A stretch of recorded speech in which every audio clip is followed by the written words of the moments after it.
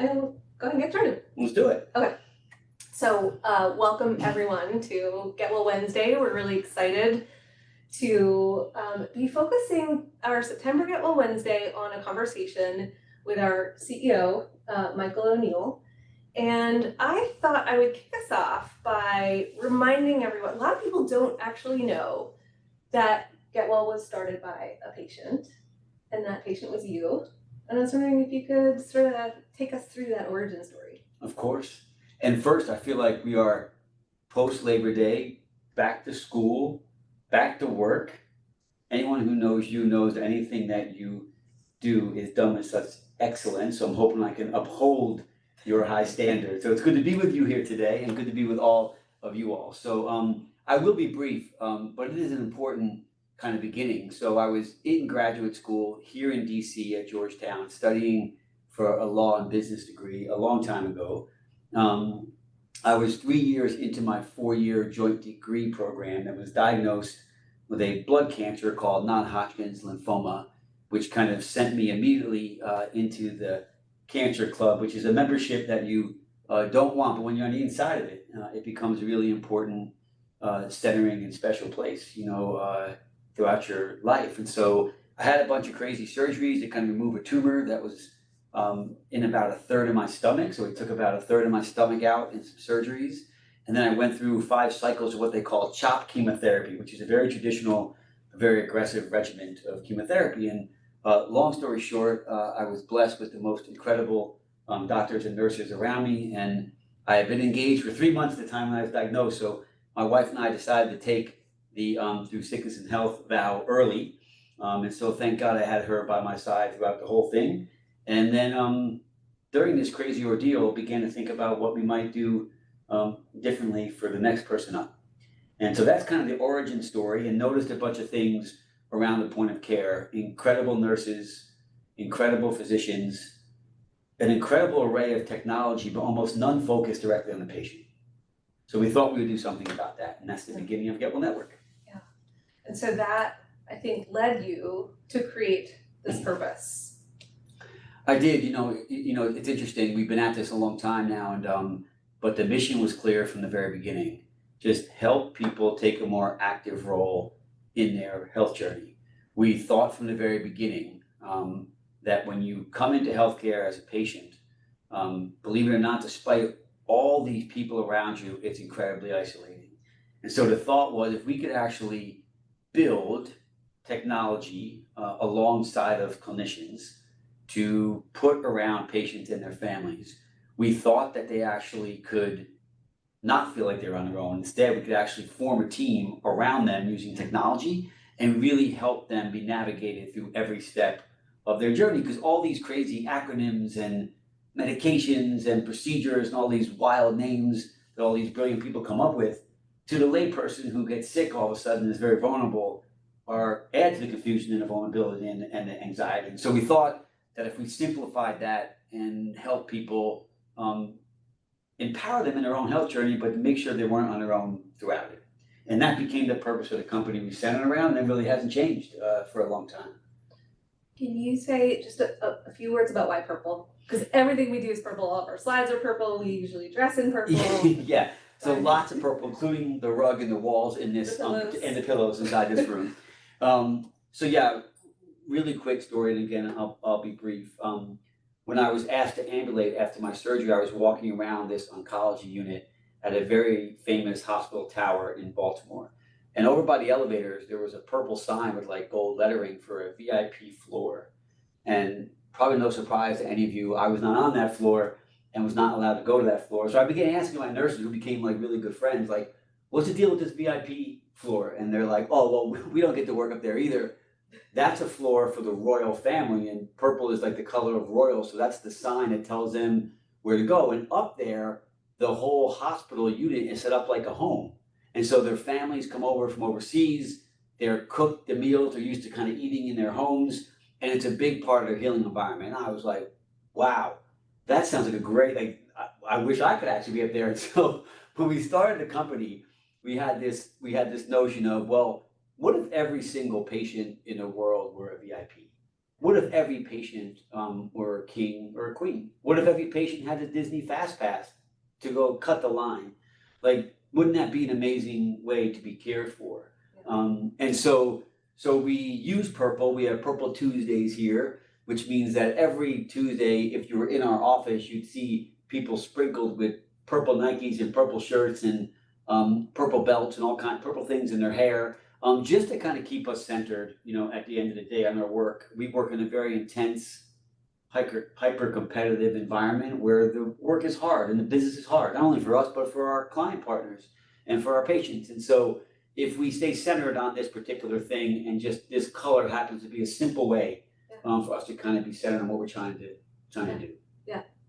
So that was 1999, right? 2.5 decades ago. Yes. And so here we are, 25 years later, and that purpose, that mission or vision hasn't really changed much at all. Yeah. But the way in which we provide and advance that mission has expanded dramatically. So I've got a little slide here with just some examples, but can you speak a little bit to some of the things that GetWell has accomplished since then? Of course. So when we first started the business, and literally for 15 years, we only met a patient when they were admitted through an ADT system, which all of you on the call are very familiar with. And we actually said goodbye to that patient when they were discharged in that same system. And we knew we could learn, or we were confident we could learn how to have a really big impact on them during that 4-day or 7-day or 12-day hospital stay. And lo and behold, through the help of many people that are on this call and their organizations, we learned how to have a big impact kind of in that short window.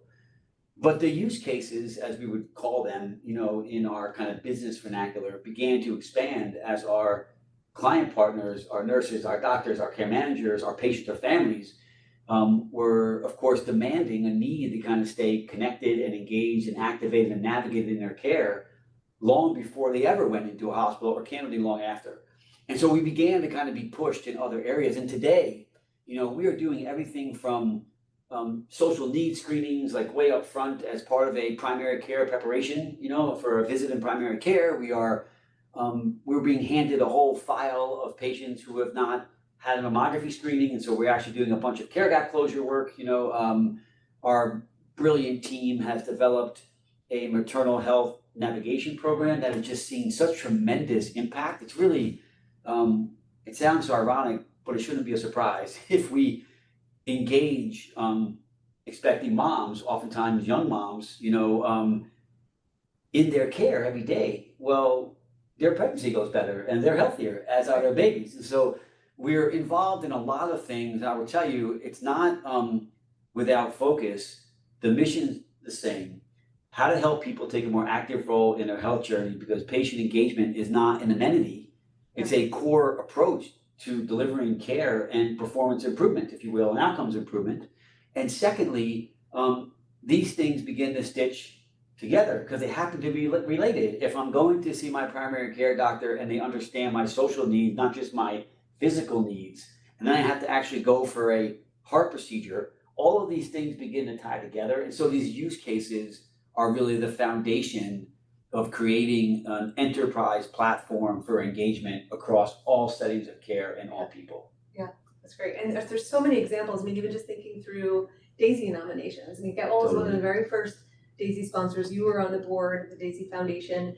And today, almost all of the DAISY nominations are submitted electronically. Not all, but through a QR code. Yep. And so even all those things have evolved over time. And so if we really tried to talk about all the things that GetWell can do, it would fill up a room with these bubbles. No doubt. And it's interesting you mentioned this recognition thing. I think it goes to this evolving notion of whole person care. Yeah. Not only for the patients and families, but also for the talented people who are delivering care for them. And so what we've learned along the way is, it's one thing to educate a patient on their medication. It's another thing to understand the human that you're actually taking care of, understand the human that is taking care of you, and to figure out how to facilitate this incredibly powerful information sharing, emotional sharing, and connection to really deliver the very best care. That's and right. DAISY Foundation is a perfect example. And one thing I'll just say is, and I'm just very proud of this, when I joined the board with Mark and Bonnie and a handful of incredible nursing leaders across the country, We were in 1,700 hospitals and 8 countries, I believe. And we are now in over 7,000 hospitals across 40 countries. Yeah. And so just to see how important recognition is, to the delivery of care is yet another source of learning that we think we can incorporate, more holistically into our tools. Yeah. So really cool. Yeah. So a cool thing happened the other day, which is GetWell truly had a 25th Yes. birthday party. It was incredible. So a couple of photos here. So over these years, I imagine you've learned a couple of things, thing or two, about patient engagement. And what would you share back with this group? I have, I guess. So first off, so on August 1st of 2000, GetWell Network was incorporated. That picture in the upper left-hand corner was actually only 4 weeks after that, as my hair just started to kind of grow back from my treatments, and I dragged my fiance to a tailgate at Notre Dame, which was the first time that I had seen most of my old college friends since I had gotten sick. So it was a very special day. She refused to go back ever since because of the shenanigans. That's a whole other story. But anyway, but what I learned a couple things, around this, and this collage just makes me smile. We had this absolutely incredible event down here in DC, down at the wharf, with over 100 of our old members of the Purple Army kind of came back from all over the country and some from across the world just to come and celebrate and give each other a hug and just kind of acknowledge some of the work that's been done and all the hard work that went into it. So 2 things just that I kind of learned along the way per your question. The first is, and I think it's symbolized by the shelves of bobbleheads there on the left-hand side, and that is it doesn't, above all the technology in the world, including the latest AI technology, at the end of the day, healthcare is personal and it always will be, and the people matter the most. In my world, the people that decided to come and take this journey with us, because my story sounds dramatic on its surface, but there's nobody I know that doesn't have a pretty significant healthcare journey in their lives or their families' lives along the way. And so we do have a tradition at GetWell. Once you spend 10 years in a purple uniform, you are enshrined forever in our GetWell Hall of Fame. And we actually have these wonderful trio of women outside of Beijing in China, and they actually carve these bobbleheads for us. So one bobblehead gets sent to our Hall of Famers house, which I'm sure gets put on their mantle or in a cardboard box in their attic, but regardless. And the other comes here to GetWell, where they forever live, in our Hall of Fame, as someone we have so much gratitude for spending a lot of their time and talent doing what it is we do. Yep. And the second thing we actually learned was, this is a team sport. And so when you think about doing patient engagement work, you better not stop at patient, because the patients and the families and the caregivers and the nurses and the doctors and the staff, this thing is actually, this doesn't happen well without this being a team sport. So those would be the 3 things I learned the most, with the third one being, people always complain that healthcare moves slowly, but I would tell you, it never rests. I mean, it is constantly moving forward. We are seeing innovation happen with workarounds on a minute-to-minute basis. A nurse figures something out, a patient figures something out, and they're doing something to help their care that isn't currently in the set of tools. And so if we're not paying attention, if we're not walking the units, if we're not in the patient's lives or the nurses' lives, then we won't move fast enough to accommodate what they need to deliver better care. So the third thing would just be the innovation theme. Those are the 3 biggest lessons, I think, over 25 years. That's great. And I know you can see the chat, but I can see it here from Teresa. Thank you so much, Teresa. She says, congratulations on the 25th anniversary and the amazing work and engagement with patients and families that continues to evolve and spread. So thank you, Teresa. And by the way, we'll feel free to continue to ask questions, make comments in the chat. We love to see your comments, and then we'll also save a few minutes at the end, and we'll allow you to take yourselves off mute so you can ask questions of Michael. But you said something a few moments ago that I think is really important, which is about connecting care. Yeah. Connecting care across the journey. So here we are now, we're 25 years in at GetWell. As we think about the next 25, we as a business have distilled, we went from all those bubbles on that slide and all those different things that we do to now a really solid platform that we call Get Well 360, and I wonder if you would tell everyone about this, because these might be new words. Some are older words that they're familiar with, and some are new. Yeah. Okay. So first of all, really important. All of you who are on the call who work in health systems, you have probably seen more than your fair share of what we call marketecture versus architecture when it comes to technology. And about 3 or 4 years ago, as we were coming out of the pandemic, we very openly talked to our client partners in the industry about a marketecture that was going to become an architecture, and we called it Get Well Anywhere. And the concept was, hey, we've now built, we've acquired, we've integrated a portfolio of engagement solutions that can touch patients well before they ever come to a hospital, even if they never do, in a specialty office, and then well kind of beyond when they're back at home. But we hadn't yet stitched, all these things together into a common technology platform. However, we had a vision of doing that. We called Get Well Anywhere. When it was actually going to be complete, we thought we would make sure that we named the architecture, which is real. So today, at Get Well Network, we have something called our Get Well 360 platform, and it actually has 4 core kind of modules or products kind of on them. And it's interesting. We were going through like a nomenclature thing, to make sure we came up with words that we could stop calling things by 7 different names. So we could actually help our own teams and our partners understand why they might deploy a solution that we have. What is its aim, and how does it actually relate to the others? And so on the Get Well 360 platform, there are 4 key products. The first is called Get Well Reach. And this is actually like an outreach kind of campaign capability that includes conversational AI and text-based and ultimately voice-based, and also interjecting live navigators and live voice and live text into outreaching to patients to bring them into care. So for example, use cases would include, we get a file of all the primary care visits that are being scheduled, and we actually want to make sure we get social determinant screening done before they actually come in. So we would be the company that would be using Get Well Reach to go find all those patients, make sure they actually fill out their pre-visit, kind of work screeners, so that we're more prepared to see them as a whole person when they come to the office. We have another large client that actually gives us a file of over 1 million patients every year out on the West Coast that they call dormant patients. They've not been in to see a primary care doctor over 18 months. And so our job is to actually outreach to them, engage them effectively on a very human level, help them find an appointment that's near them and convenient for them, get them arrived at E1, whatever the combination of factors are to get them back into care. So these are the kind of things that we actually do with Get Well Reach. And we just have had like a tremendous amount of success understanding, how to engage people when either they're not paying attention, or when they're afraid, or when they can't afford it, or when they, can't find a doc, or that kind of thing. So we do that.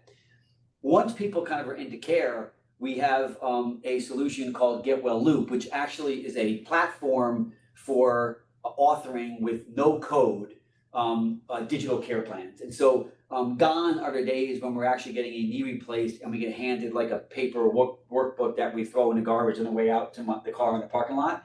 We now have an ability to take an evidence-based protocol for a procedure, or a chronic kind of condition, allow physicians to actually alter these things without using code to make sure that it reaches exactly the way that they're practicing, that particular evidence-based protocol, and to put it in the hands of the patient, so that every single step of the way prior to a procedure and afterwards or during chronic condition, they understand what meds they need to take, what food they can eat, how to contact their physician. And so we just oftentimes embed these inside of patient portals just to give a more richer, interactive content experience for a specific episode. That's kind of Get Well Loop. And just to clarify, maternal health didn't go away. It's just maternal health is now part of Get Well Loop. Exactly. Because we have a maternal health loop. Yes. We have procedural, we have chronic care loops of all those different. Yes. And in some of our bigger service lines, you can imagine there are like 21 orthopedic loops. There are 14 loops for neurology. There are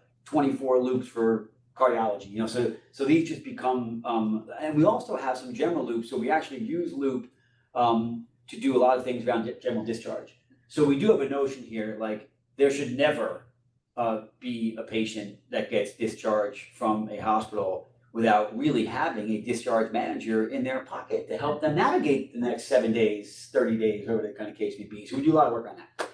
The third thing folks are very familiar with, but this is a new name, we call it Get Well Stay, and that is anything that happens with a patient once they're in the four walls, like of a building, whether it's in an infusion chair, in an inpatient bed, we really have created the world's most advanced patient smart room. And sometimes organizations need or want all the elements of that, which include whiteboards and iPads outside the doors to alert the staff who they're walking into, as well as our interactive kind of TV, if you will. But sometimes you're just in an infusion chair on an iPad with a very personalized digital navigation experience where you can order your meals and learn about your meds and contact your doc and all those kind of things. So that's kind of Get Well Stay. And we have over 75,000, kind of Get Well beds live across the world. We're discharging, 6 million or so patients from a Get Well bed every year. So we have lots and lots of data around how to optimize that environment. And we're integrating with virtual nursing and all kinds of things around the point of care.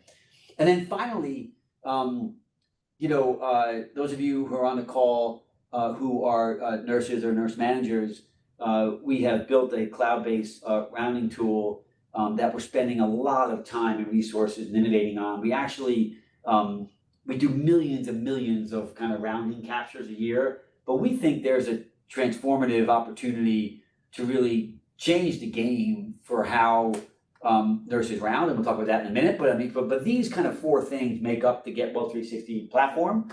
And the last thing I would say is two things are happening. One is we're infusing a bunch of new artificial intelligence capabilities into these current tools, and we are also creating some de novo stuff that we believe will blow patients and their providers away, that will be coming out in 2026. Yeah, so more on that in a moment. Yeah. Just our time check, so we're at 1:22 Eastern time, so we've got just a couple of minutes. So I'm gonna move quickly through the next couple of slides, but this slide, I put this here just to put a finer point on something you just said, which is how do these things connect to one another. So the idea that if you are using rounds and stay together, there really is a 1 + 1 = 3 or even 5, right? That we're able to capture information and have them speak to each other. And I think the same is true for the patient experience. So if you're in a hospital bed, before you leave, you might then on your television be able to sign up for your loop, to activate your loop before you even leave. So these are all the kinds of things that we're trying to not just connect the dots, but really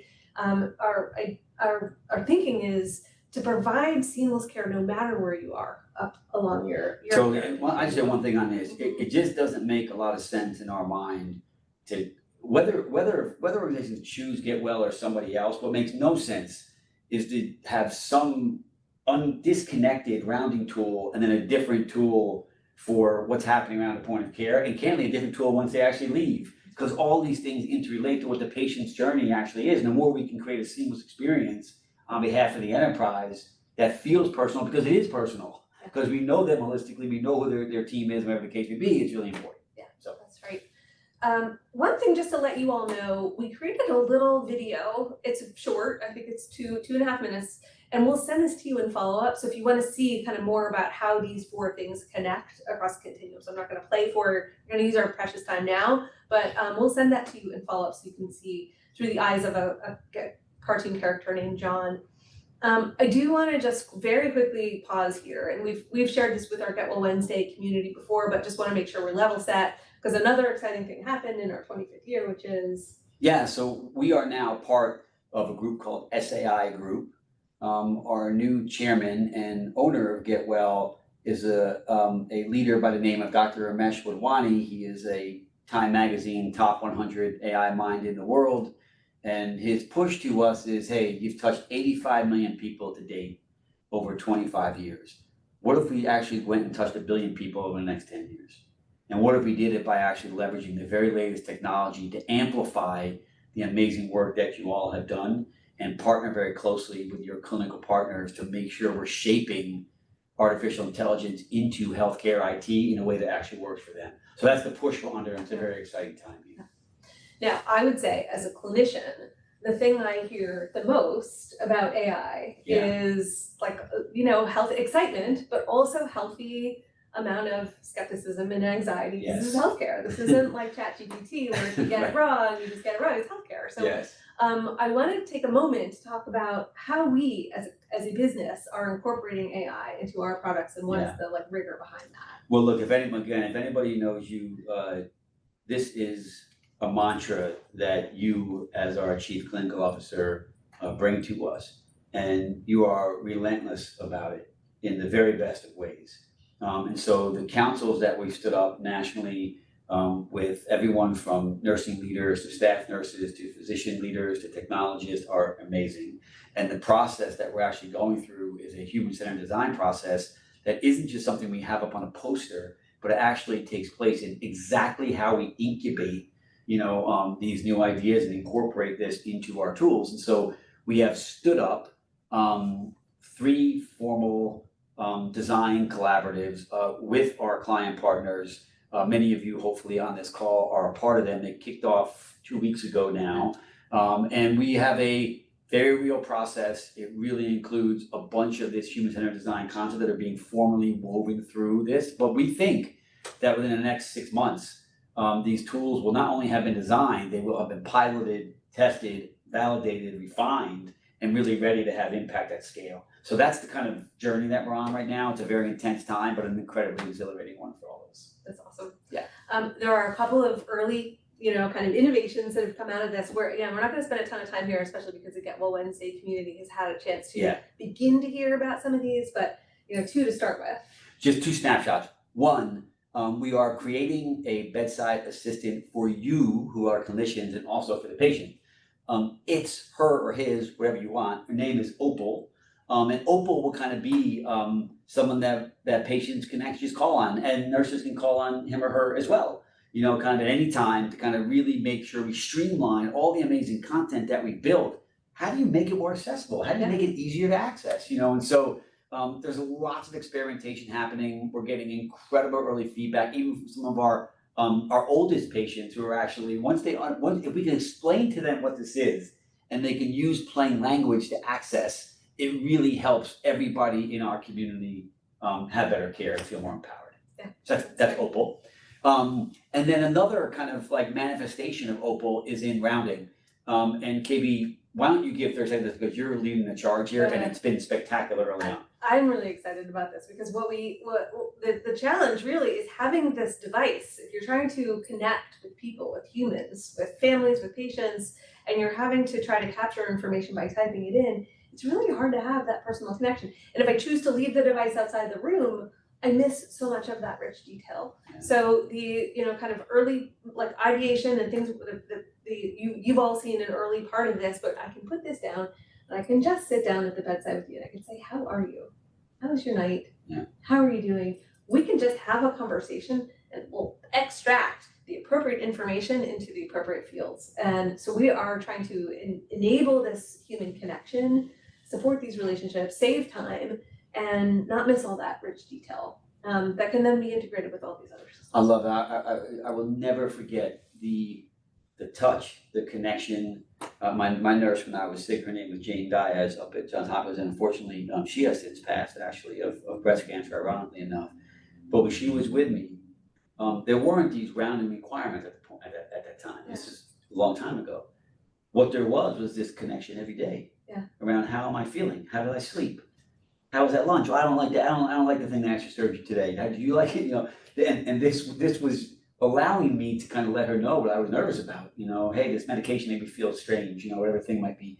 So we think we have an opportunity to kind of return to that level of connection, while then still, of course, documenting the way that's important for all of our regulatory stuff. So it'll be good. These sessions always go so quickly. We're just at the last minute or two, but would anybody like to ask a question while we have Michael here? Anyone any questions at all? And if you raise your hand, I can take you off of mute. Or just a comment.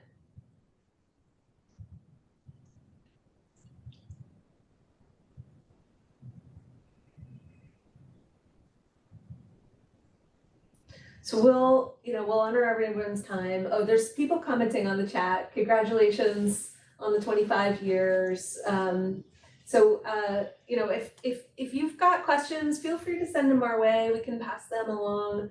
I do have one last slide before we let everyone go, and this is a neat one, so I'd love to hear you talk about this. So last thing we'll just say, and no obligation to participate in this, but throughout the years, so we started Get Involved Now, which is a nonprofit. Almost the same year we started Get Well. We've given over 1,000 grants over the years to U.S. veterans and high-risk pregnancy moms and kids with cancer and all kinds of different folks. Many of you all participated in a lot of these grants.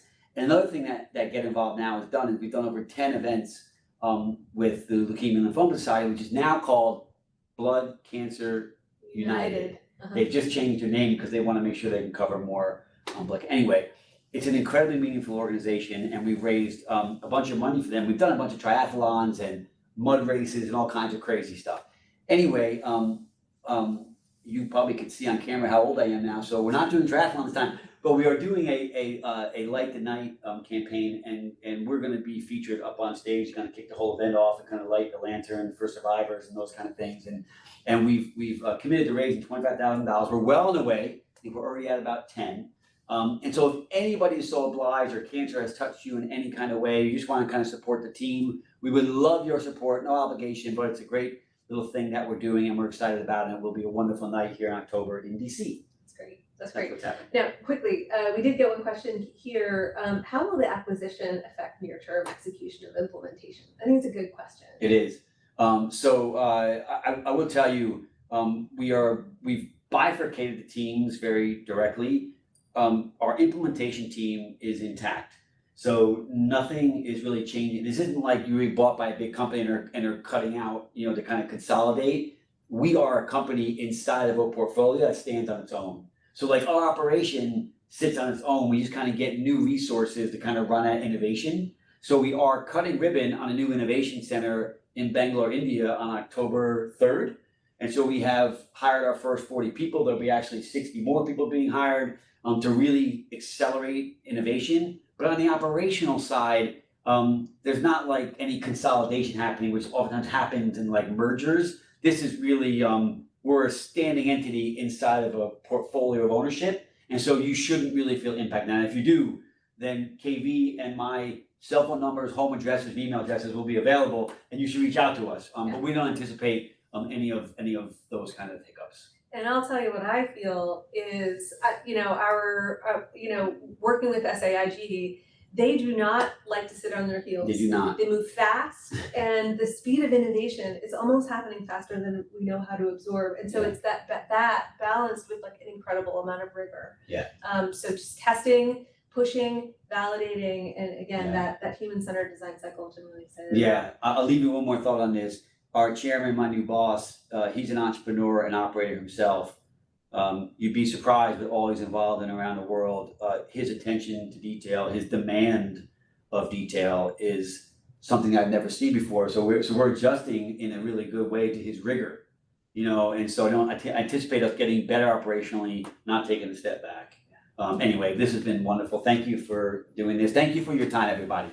Last thing I'll say, we've been talking about being 25 years like into this company. You're also 25 years cancer-free. And I'm so grateful that you are here with us and healthy and well and are a model of that wellness. And thanks so much for your time today. Thanks everyone for being here. Thank you all.